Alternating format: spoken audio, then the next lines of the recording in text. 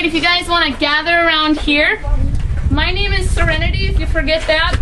They've written it here so I don't forget either. And my lovely, lovely partner in crime is Patrick, also known as Vanna White. He'll be guiding us in this tour. We're both interns here in the physics lab for the summer. We happen to both be from Gustavus Adolphus College. Patrick is studying physics and film studies. I'm studying astrophysics and geology. We got this. My son is. Perfect. Astrophysics as well? I did that. PhD. Oh, amazing. Amazing. So we're going to be learning a lot of particle physics today. We'll try to keep it as exciting as possible. It can be a real bore. And the jokes we tell are just like the one I just told. Bohr is in Niels Bohr, B-O-H-R. They're not good. They're not good, but we do it anyway. And how many of you guys have been in these before? Most of you? For those of you who don't know, we're going to be riding down in a cage. If you're claustrophobic, we're going to ask you to come to the front. We'll shine a light out. Goes down half a mile at about 100 miles per hour. So you got to be following our safety instructions to a T, okay? Okay, more like 11 miles per hour, but it feels like 100. Now, if half of you want to get into this first cage, come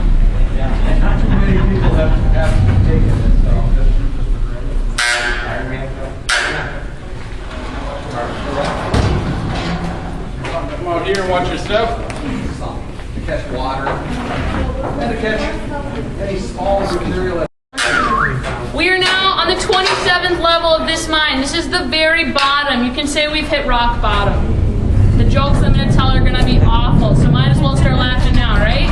The shaft only goes down about 60 more feet, so this is it. If you guys were to take the historic tour, you'd hop on a train just like this, head about 3/4 of a mile up that drift, and see where the miners used to harvest that precious iron ore that was sent all over the world to make some of the best steel, right? That's totally a trip into the past. It's dark, it's wet, it's cold, and it's dirty. But it's an awesome tour. I highly recommend it, right? This is completely different. It's like walking into an episode of Star Trek. You'll see my buddies Spock and Kirk in there. They'll be waving hello. It's totally like a trip into the future. It's going to be bright. It's going to be clean, dry, warm. So if you guys want to follow me. And as you're walking through, if you want to glance at those red doors, I'll be talking about those in just a second.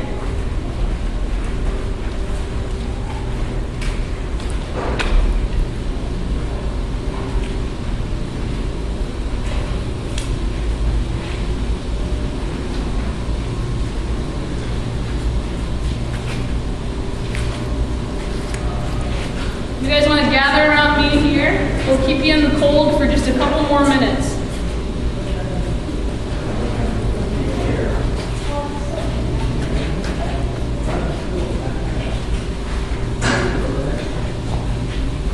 Alrighty, so unfortunately this tour has a time limit.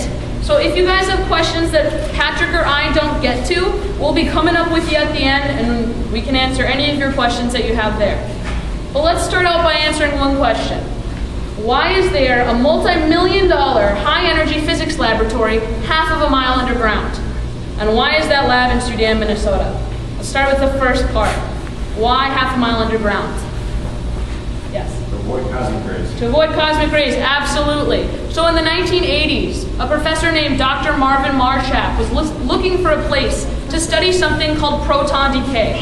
Now Marvin still teaches at the University of Minnesota, Twin Cities to this day. Great professor. But if you guys think of an atom, here's my not to scale beautiful atom right here. You'll notice the center, the nucleus, is made of protons and neutrons with a cloud of electrons surrounding those. If you think of how small an atom is, we are made of trillions upon trillions of those, with those even smaller protons inside. Marvin wanted to study proton decay, something so unbelievably small. We know that most particles, like protons, like a neutron, falls apart. It decays and it dies in even smaller pieces, one of which is that proton. And we wanted to know if we were going to fall apart from proton decay anytime soon, because we're made of so many of those. But in order to study something so small, your equipment has to be very sensitive. On the surface, we're being bombarded with something called muon particles from cosmic rays from the sun. If you were to hold out your hand on the surface, about 2 muons would pass through every second. And that's just too much background noise for our really sensitive equipment. So what we do is we cut down that background noise. Half a mile underground right here, only 2 muons pass through your hand about a day or a week. So instead of looking for that individual snowflake in a blizzard, we've cut it down to looking for that snowflake in a light flurry. So that's why underground. But why in Sudan? I don't know if you guys knew this. Sudan only has one store. It's called Sudan's only store. I'm not making this up. So why would you pick this place? Well, Marvin wanted to go gallivanting around the world. If you've got $1 million or millions upon millions of dollars to do a project, you're gonna go somewhere glamorous, like maybe by Cern in Switzerland or by Gran Sasso in Italy. But his wife, Mrs. Marshak, had a different idea. She was pregnant with their first child. They came down the same ride you guys did, and they hopped on that mine tour. She turned to her husband and said, Marvin, I don't want you gallivanting all over the world. We're expecting our first child. We're Minnesotans. This place is perfect. They're not mining here anymore. You'd be shielded from those cosmic rays. Wait for a minute.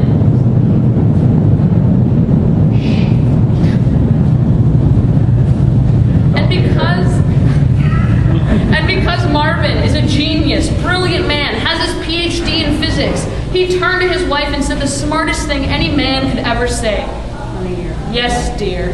Exactly, right? And the rest was history. He started out here in Sudan on the 23rd level of this mine, 2 levels above where we are now. And he was looking for this proton decay. Now he started out with kind of a primitive or proof of concept experiment, about 35 tons of concrete and steel. But it was mostly just to prove that he was shielded from some of those cosmic rays. It wasn't really sensitive enough to see those protons decaying, if they would. But it was enough. He was able to prove that he was shielded from some of those rays, so we got even more money to come down even deeper underground and build an even bigger detector. And there are 2 truths in particle physics. You cannot dispute me on these. Number 1, the bigger your detector, the better, the more sensitive. Number 2, the deeper underground, the better, the more shielded you are from that background noise. So we blasted out that cavern right over there with the red doors. So we're standing right about there. This is the cavern he blasted out, and this is the cavern we're going to go into. These weren't here before he came down here. All right, and he went from having a 35-ton experiment to a 1,000-ton experiment, made up of about 214 of these right here. How they worked, in a nutshell, these are corrugated steel tubes with trillions of iron atoms inside, with trillions upon trillions of protons inside of those atoms. He filled these tubes with carbon dioxide and argon gas and put an electric current through them. The idea was if a proton were to decay or fall apart, it'd give off just a little burst of energy. Get picked up, travel through those tubes, through that gas, and these tiny gold-coated tungsten hair-like wires would pick up on that signal and transmit it to his computer. Now between his first experiment, Sudan 1, and his second experiment, Sudan 2, he researched for about 20 years. How many protons did he see decay? 0, precisely. Well, most of you might think that's a failed experiment. 20 years, millions of dollars, tons of equipment, and you didn't see a single proton decay. But it was a good thing.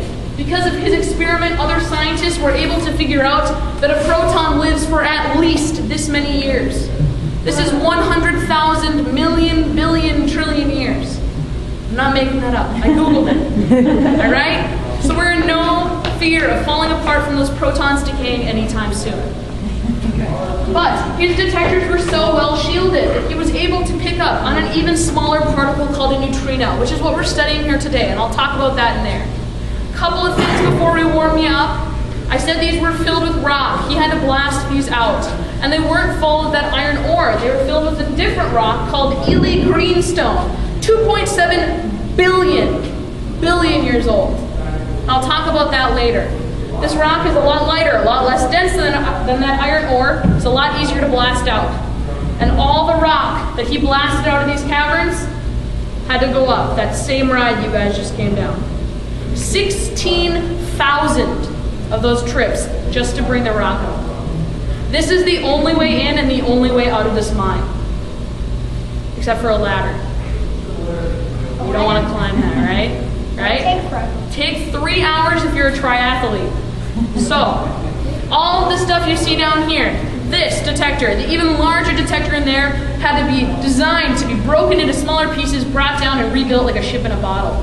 Same with these, this front end loader and this drill you see here. This drill was designed with wheels to ride down the same way as the cage does. But if you guys noticed on the way down, the width of the shaft changes. They didn't think of that. Halfway down, this part got stuck. They had to haul it all the way back up, break it into tiny chunks, bring it down, and rebuild it. A lot of thought went into this. This blue monorail you see here, this helps carry in that really heavy equipment, and you'll see that through the length of the cavern. Now, if you guys want to follow me inside, there's going to be a steep set of stairs. If any of you guys have trouble with stairs, my lovely assistant Patrick or Vanna White would be just tickled to take you up that. So hang a left in here if you want to take the elevator. Otherwise, follow me.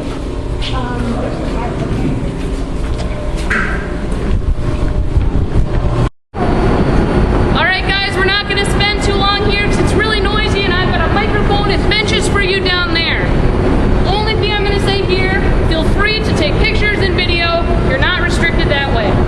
If you guys want to follow me, we'll get you seated.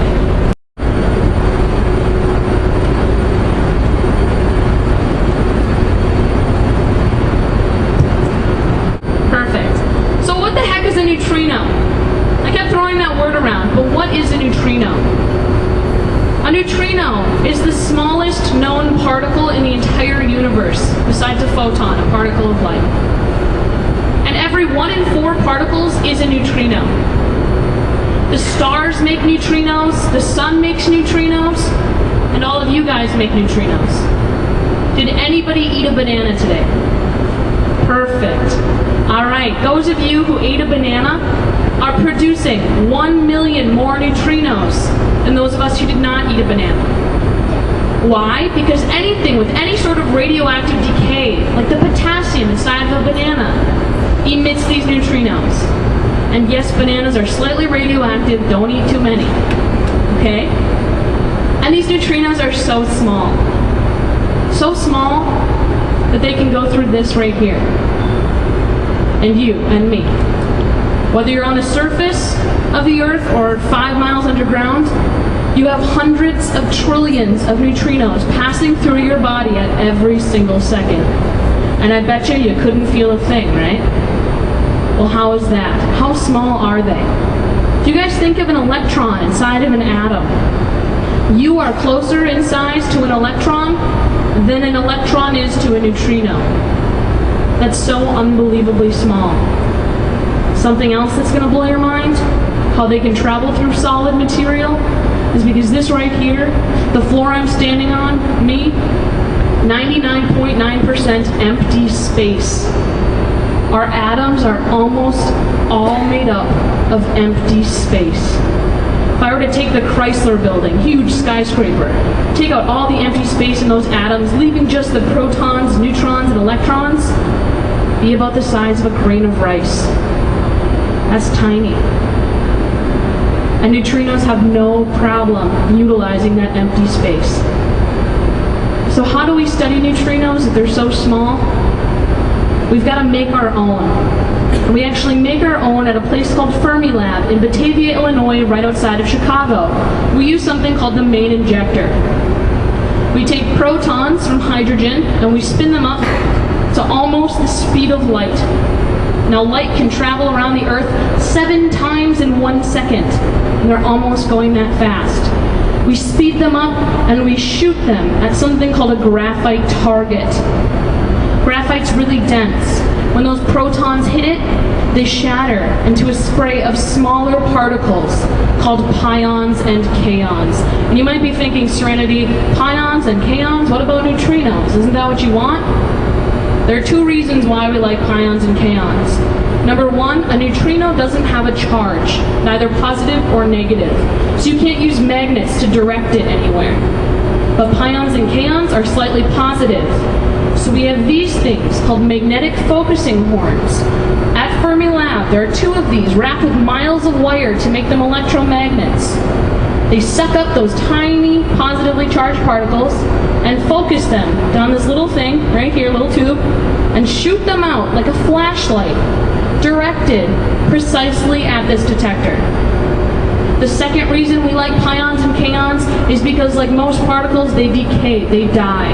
And when they do that, they break up into other particles, one of which is a muon neutrino, which is what we wanted.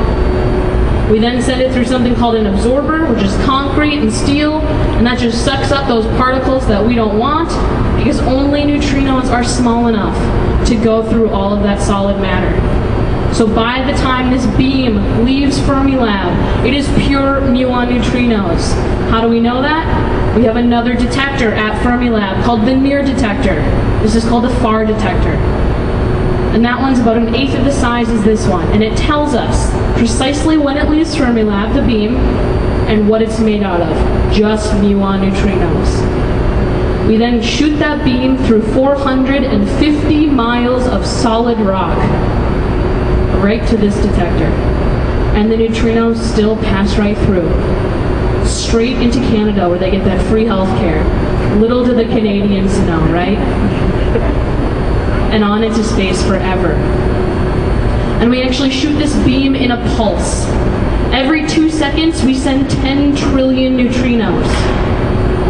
So as you guys have been sitting here, every 2 seconds, 10 trillion neutrinos have been passing through your body. And that's why my hair is turning this funny color, because I've been down here for so long. And that's why you guys are wearing those hard hats, right? Just kidding. Leading to one question I get a lot. Can we make a weapon from this neutrino beam? We're gonna rule the galaxy with this beam of neutrinos. No, there's no way. Can we make any sustainable or renewable energy source from these neutrinos? Unfortunately, not that we know of. So why are we studying these neutrinos? Why do we have this laboratory set up? Now there are 2 reasons. Number 1 is curiosity. Everything that you guys are wearing, from the shoes on your feet, the watches on your wrist, the hard hats on your head, all came from some sort of human curiosity, right? Someone was curious, they started playing around, and something came out of it that could benefit everybody. We're playing around here, and we've had to invent a lot of technology to detect something so small. And we're hoping that one day, that technology can benefit all of you. Kind of like when Röntgen invented X-rays. He never thought that they would be used the way that we use them today, to look at abnormalities in the human body. But I'm sure all of you have had some sort of X-ray, right? We're hoping something great like that will come out of this. And the second reason why we care is by far the coolest and by far the most important reason. We know that as humans, we are connected to each other through biology. We share the same biology. We're connected to the Earth chemically, through chemistry, and to the rest of the universe through those tiny atoms. But we now know that we make the same particle that stars make. That's pretty cool. So you can literally tell all your friends when they're giving you a hard time that you're a star, not just because you're important and fabulous, but because you're made out of the same stuff that stars are made out of. Physicists love to feel important, and that's the number 1 goal from this whole project, is to give people like me a really big head, right? It's working.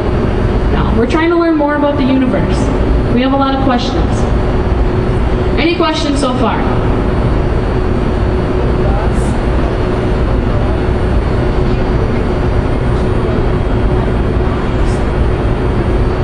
They can get all the way here. She asked, when we shoot the beam from Illinois to here, is there anything in the rock that the neutrinos can go through, like a tunnel or a wire? No, just solid rock, and that's because they're so small, they have no problem just passing on through.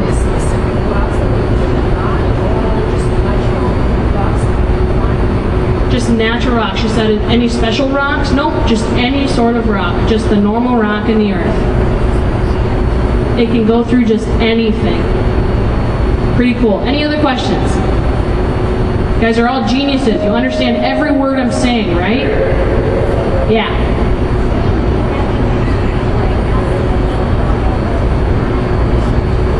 You're a Canadian. You said, how do the Canadians not know? Well, now you know. And you can tell all of your fellow Canadians that these neutrinos are going right on through. So ugly. You need some art. Because this man's brilliant, he turned to her and said, "Yes, dear, if you can raise the money, you can commission an artist," and that's exactly what she did. She got a grant, and she commissioned an artist from Minneapolis named Joseph Gianetti to paint this mural. And everything in this mural has something to do with particle physics. Either the past, the current going-ons, or the future. And it all started with this man right there, Wolfgang Pauli. In the 1930s, Wolfgang was studying radioactive decay. And we know from the laws of physics that however much energy you put into an experiment has to come out the other end. You cannot have more or less energy than what you started with. But, plot twist, he was missing some energy. So in order to keep the laws of physics the same, he came up with this radical notion. And he said, there is a tiny particle with no positive or negative charge, so small I can't detect it, that's taking up this energy that I'm missing. He told all his friends this, and they said, "Okay, prove it." He said, "I can't prove it. I don't know how." Everyone laughed at him. Everyone but this guy, right there. Enrico Fermi, for whom Fermilab is named for. He said, "Okay, Wolfgang, I can get behind you on this. Let's call this tiny thing a neutrino." Because Fermi was Italian, and neutrino literally means little neutral one, or little neutral particle in Italian. And they bet all of their buddies in the 1930s a case of champagne to whoever first detected this neutrino and proved its existence. Unfortunately, nobody was drinking champagne in the 1930s nor the 1940s.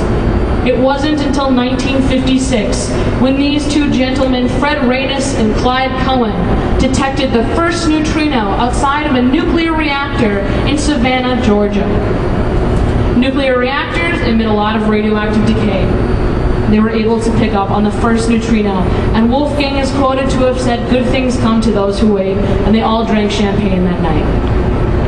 Now in the 60s, this man right here, Ray Davis, he was a chemist. He had another experiment going on in Homestake Gold Mine, South Dakota, at the bottom of a mine a mile deep.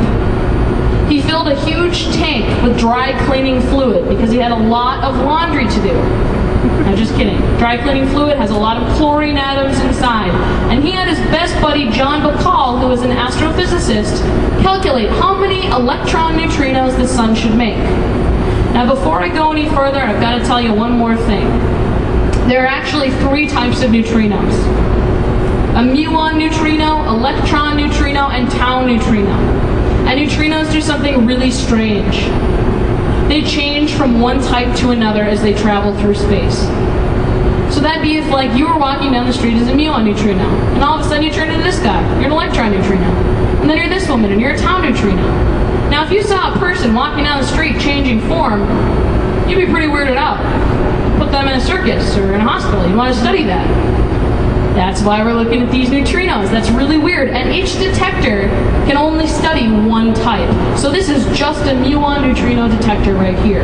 And the detector that Ray Davis set up in the 60s, the bottom of that mine, was just an electron neutrino detector. So his buddy calculated how many electron neutrinos should be coming from the sun and interacting with the chlorine atoms in their detector. And they said, when an electron neutrino interacted with a chlorine atom, it'd change it into an argon atom. They'd be able to go in and count how many argon atoms there were, which should correspond to the number that they calculated they should get, right? Kinda? That makes a little sense? There was a problem. They went in and they counted their argon atoms. They're missing 2/3 of the expected neutrinos. Time in, time again, missing 2/3 of the expected neutrinos. So everyone just tore them apart, said, your experiment's baloney, you're doing it wrong. They said, no, take a look. We're doing everything right.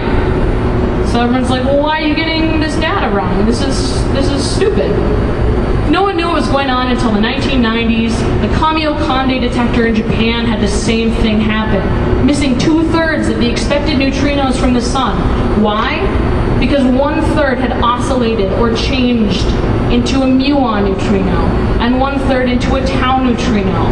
Their detector could only detect electron neutrinos, so that's why they were missing 2/3 of their expected data. And this idea of changing between the three types, this oscillation, came about. Kind of makes sense? All right. So if you guys will follow Patrick, we're going to go down the stairs to these green benches right beneath the mural and talk about how this detector works.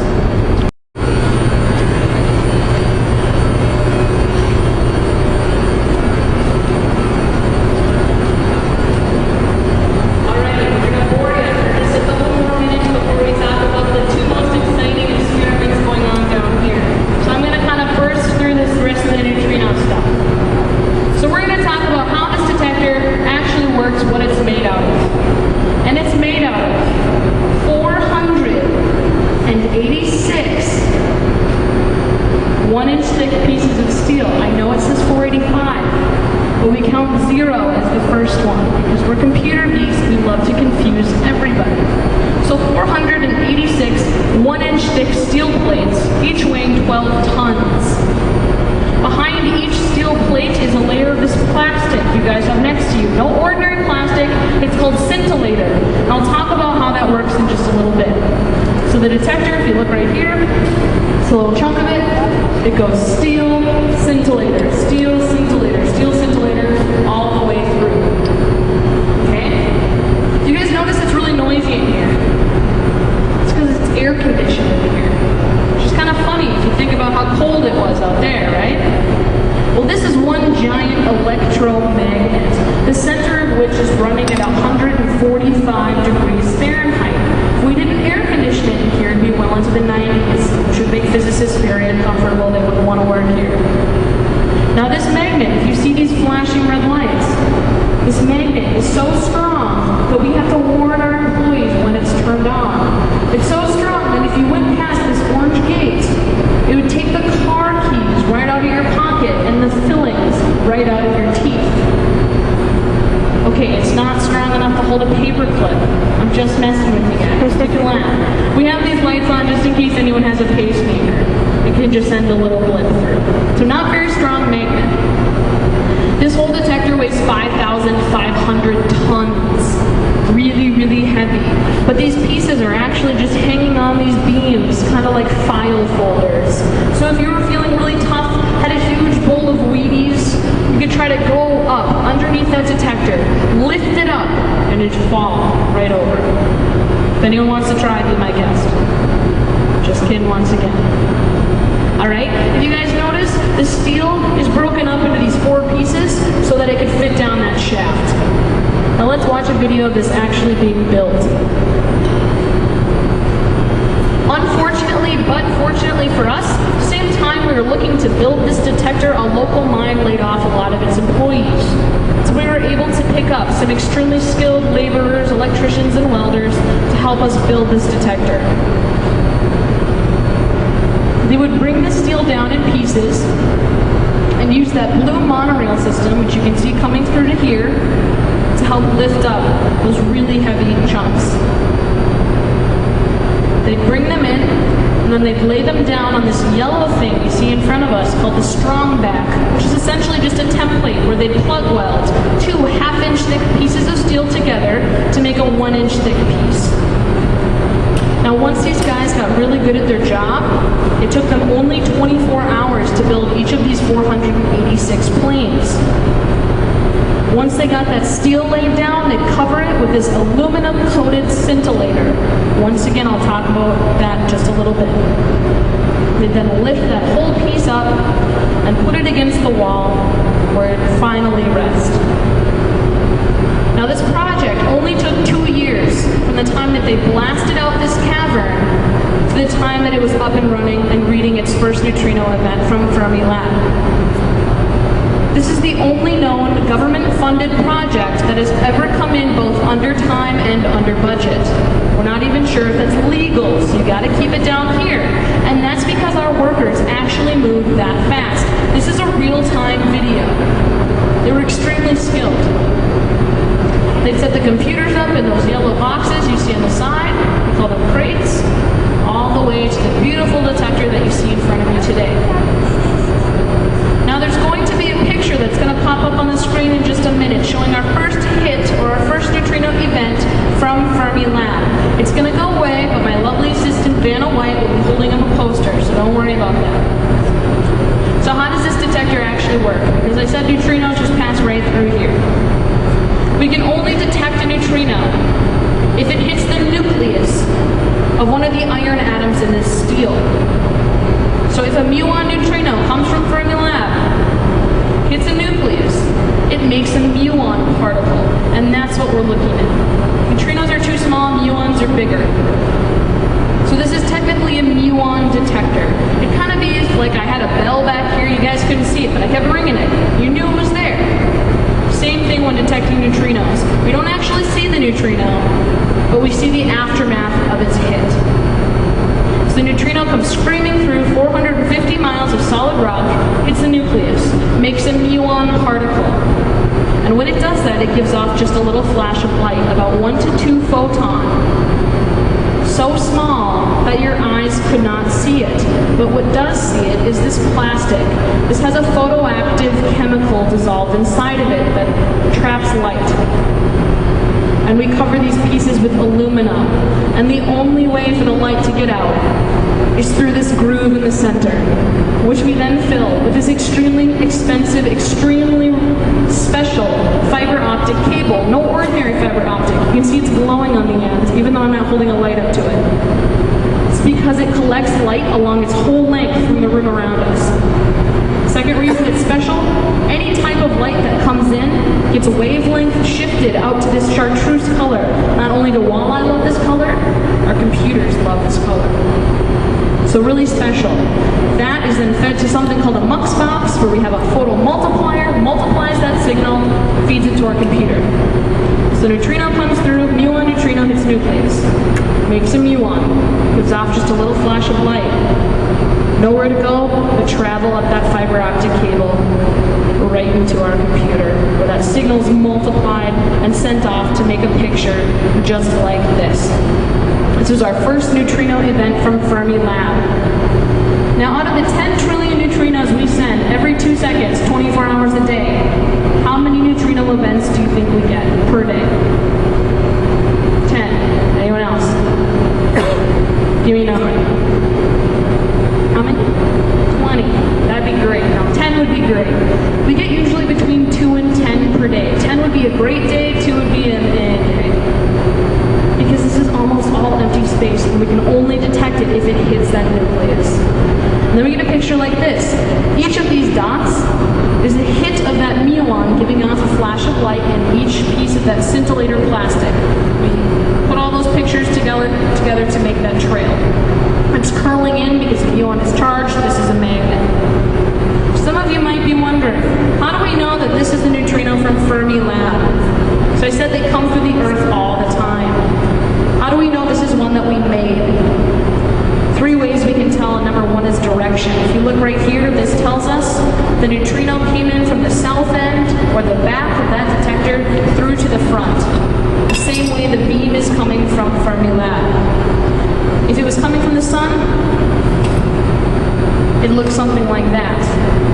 That shows that it's coming down through the Earth. Plus, this is far too pretty a picture for our sensitive physics eyes.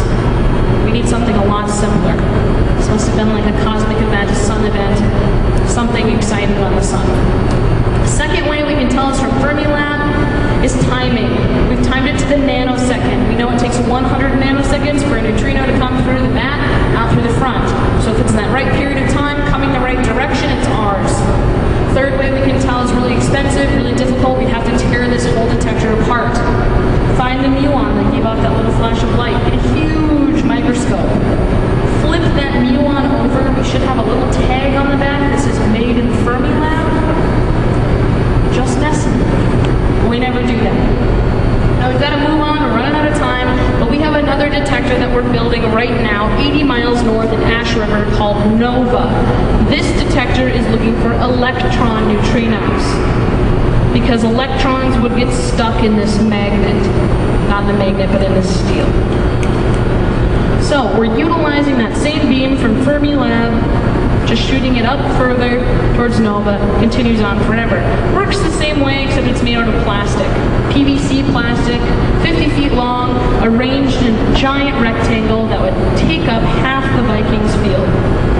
Huge. When it's done, sometime later this fall, it'll be the largest freestanding plastic plastic object in the world, which apparently is an exciting title to have. Now, they fill these tubes with oil, mineral oil, which acts as the atoms for those electron neutrinos to hit. It's got the same chemical that this plastic has dissolved inside that traps light. There's a piece of that same fiber optic in each of these tubes. Same thing, electron neutrino hits a nucleus, makes an electron, gives that little flash of light, stuck in that fiber optic cable, and gives us a path throughout the detector, something kind of like this. This is the best part of the whole tour, playing with the laser. And what we're looking for there is we're trying to figure out that pattern of oscillation. Because we don't know if it changes from muon neutrino to tau neutrino to electron neutrino, or vice versa. We don't know that. We're curious. So we figured out that if we have muon neutrinos here at the MINOS detector, and if we have more than 1/3 muon neutrinos 80 miles north at NOVA, we figured out that pattern of oscillation. If there are 2/3 electron neutrinos there, we know it went muon neutrino, electron neutrino. I swear it makes sense. I can tell you more about it later. So that's what we're doing there. Now I've got to go through one really cool project really quick before we send you over to our last stop.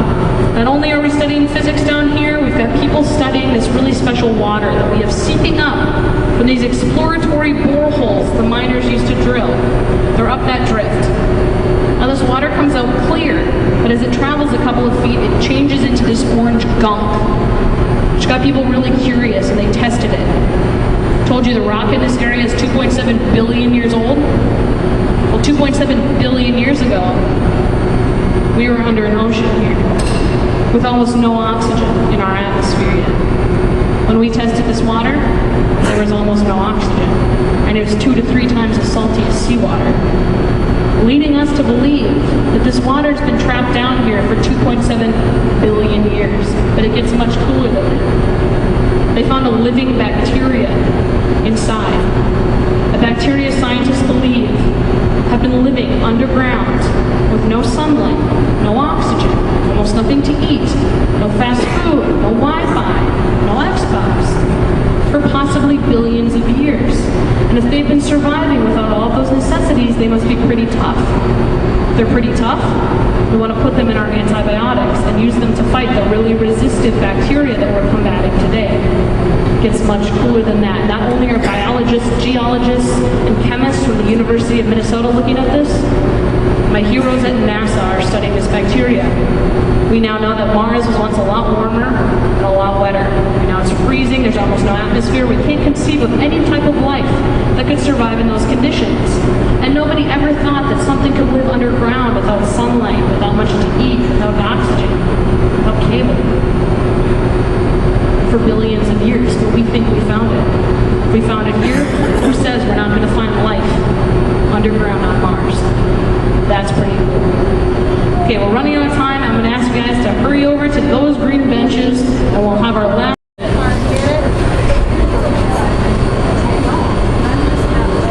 All right, so 100 feet that way, in that old Soudan 2 chamber where they were studying proton decay, we have another experiment called CDMS, which stands for Cryogenic Dark Matter Search. Alright, really cool. There's a little bit of water dripping. We're good. It's from stalactites. I'll tell you about it if you want later. We know that the planets in our solar system orbit or revolve around our sun because of its gravity. Same kind of thing with our Milky Way, orbiting or spinning around a supermassive black hole. And if you think about the laws of physics for just a minute, the gravity closer to that black hole, there's a lot more of it. And it diffuses as you get further away. Another thing to think of, the stars out here have a big circle to make to orbit. And the star is really close to the center, only a little circle. Now for these ones to make that big circle at the same time as that little circle, they've got to be going really, really fast. So fast that gravity actually shouldn't be able to hold it in place. Kind of like with this. This is a picture of our galaxy. Here we are in the United Federation of Planets. We've got the Klingon Empire right there, the Romulan Star Empire right over there, and 75,000 light years away we've got the Borgs. Don't have to worry about those guys. If you think about us, the United Federation of Planets, we've got a lot bigger rotation to make than our buddies, the Romulans, right there. Now, if you guys aren't Trekkies, you're wondering what on earth is this girl talking about, I promise it's slightly amusing. Just forget about it. Let's put it in simpler terms. Think of one of these. Now, I have 2 older sisters, as my mom can attest to, and they had to babysit me on Saturdays when they had plans. They were mad. Brought me to the park and put me on one of those. They started spinning me up. I had a great time. But they started spinning me faster and faster until I wanted to get off. Did they let me off? No way, I ruined their Saturday. So they kept spinning me faster and faster until the only thing I knew how to do was let go. And what happened? I flung right off, right? Same thing should be happening with the stars in our galaxy. Gravity is just not strong enough to hold them in place, just like it wasn't strong enough to hold me on that merry-go-round. Now, these scientists, Fritz Zwicky and Vera Rubin, in the 1930s came up with this idea of dark matter. They said there must be more matter out there that we can't see that's making gravity and holding everything together. We can't see it, so we're going to call it dark. Real clever. And they calculated how fast our galaxy was spinning.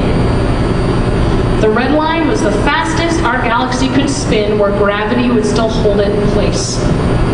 The white line is how fast it's actually spinning.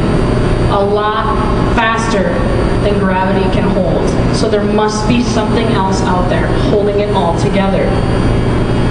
The second reason they thought there was dark matter was because of this effect called gravitational lensing.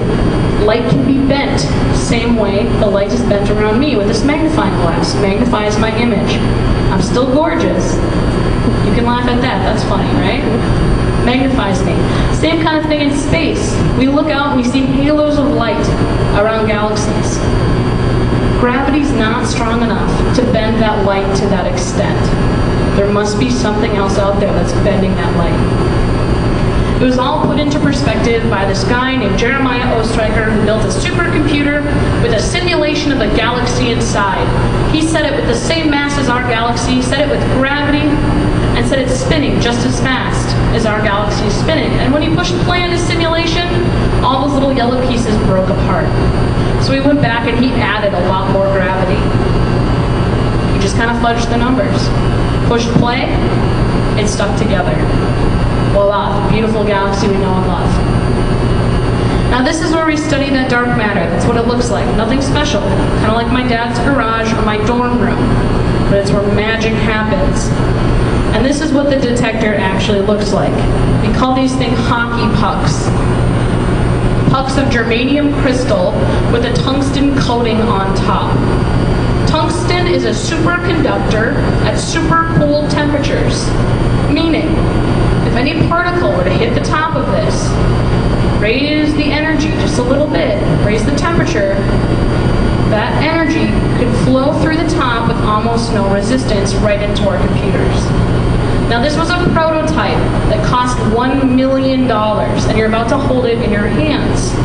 Now I'd like you to notice something. There are chunks missing. Somebody, not going to say who, but it was Pete, dropped this, and he's paying off this $1 million puck paycheck by paycheck. So please be careful. He's not paying it off, but it is true he dropped it. Alright, but if you guys think about the molecules inside of that germanium, at room temperature they're wiggling. They're moving, because heat is energy and energy is motion. So when you take your temperature, you're measuring how fast your molecules are vibrating. And if I were to take a dark matter particle, we call it a WIMP, not because physicists are wimps, but because it stands for weakly interacting massive particle. We don't have time to say real words down here, too important. If my WIMP were to hit that germanium detector at room temperature, it wouldn't make much of a difference. It was moving fast and it continued to move fast. We didn't see much of a difference. But if I cooled the molecules in my detector down to where they're almost not moving at all, and then I hit it with a dark matter particle, thank you, You could see that, right? You could track the change in energy, the change in temperature. And that's exactly what we do. We cool our detector down. Coldest place in space is minus 455 degrees Fahrenheit, and coldest temperature you can go, absolute zero, minus 459.67 degrees Fahrenheit. We are operating at minus 459.6 degrees Fahrenheit, a fraction above the coldest temperature you can go. We've got a problem. We don't know what a dark matter particle looks like. So how do we detect it? We've literally got to protect our detector from everything that we know of. So if anything can pass through all of that, it's something we don't know. It might be dark matter. We start out with this really special, really old pirate lead. 300-year-old lead we found on the bottom of the Mediterranean, on the ballast of a sunken ship. Might not have been a pirate ship. It was either a merchant ship or a pirate ship, and back then you're probably both. So we're just going to say pirate. Why do we need this lead? Lead holds radiation. This lead's been down for so long, it's leaked out. It's clean, and it hasn't been able to collect any new radiation from those cosmic rays because it's so dark down there. So we found it, we brought it up at night, covered it with black, shipped it to us here in Sudan, surrounded our detector with it. Why? So that radiation can't go in, hit the detector, heat it up, giving us a false read. We then surround that lead with polyethylene plastic. You could buy it at Menards. Keeps neutrons, free neutrons from going in, hitting our detector, heating it up. We don't stop there. We put something called a veto shield around our detector. A veto shield is exactly what its name implies, and we've got one on our Minos detector here. It vetoes particles. So if anything hits this shield and it recognizes what it is, it cuts it out of the data. Because we don't want anything that we know what it looks like, right? We don't know what dark matter looks like. We then surround it with a clean room where you have to wear one of these funny Tyvek suits to go inside, because if a drop of sweat, piece of dandruff hit that detector, it heated up, giving us a false read. We surround that clean room in a Faraday cage, wire mesh, keeps radio waves or microwaves from coming in, heating it up. Now we ran this project for about 11 years. Did we find dark matter? I see a no. Anyone say yes? I see a yes. You're both wrong. 50-50, maybe. We might have found it. We had 2 possible hits in the right energy level. But 2 hits in 11 years is just not statistically relevant, right? But it is enough for us to get even more money to build an even bigger detector, which is running right now. So is that found dark matter? She says no. Anyone say yes? All right. I couldn't tell either of you. Nobody knows. The scientists working on the project, the head of Fermi Lab, the president of the United States, or king of the universe, nobody can look at our data. Why? We don't want someone getting excited, jumping the gun. We found dark matter. I want my Nobel Prize. Turns out we were wrong. We're really embarrassed. People lose interest. We lose money. When can we look at it? When the project is done running. And when is it done running? When we can't afford to keep it cold anymore. So why do we care? This is a picture of our universe. If you were to zoom out really far, these strings are called filaments, inside of which are trillions of galaxies, with trillions upon trillions of stars inside, including our very own beloved Earth. All this orange glowy stuff, that's dark matter, and it's holding the whole universe together. We've calculated that dark matter makes up 25% of the universe, and matter like you and I, only 5%. So we kind of owe it to ourselves to study the thing that's holding our galaxy in place. As my favorite person, Dr. Carl Sagan, said, we are a way for the cosmos to know itself. And that's exactly what we're trying to do down here with all of these projects. We're trying to learn 0.001% more about the universe we live in. And if we can do that, it's worth every penny. So what did you guys learn today? I'm going to test you. You came half a mile underground. That's pretty cool. Not many people get to do that. You're in some of the oldest rock in the entire world.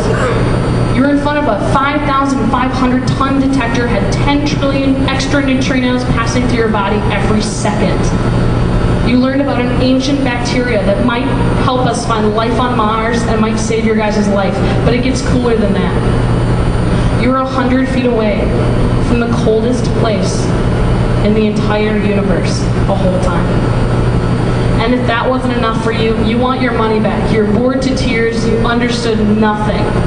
For a limited time only, if you act now, my lovely assistant Patrick has neutrino-infused pamphlets soaked with neutrinos for your reading pleasure, guaranteed to increase the size of your brain and bore you to sleep at night. We've got to head back up. If you have any questions, Patrick and I will answer them up there. Thank you guys so much for coming. Hopefully you weren't too bored. You guys were a great group. Thank you.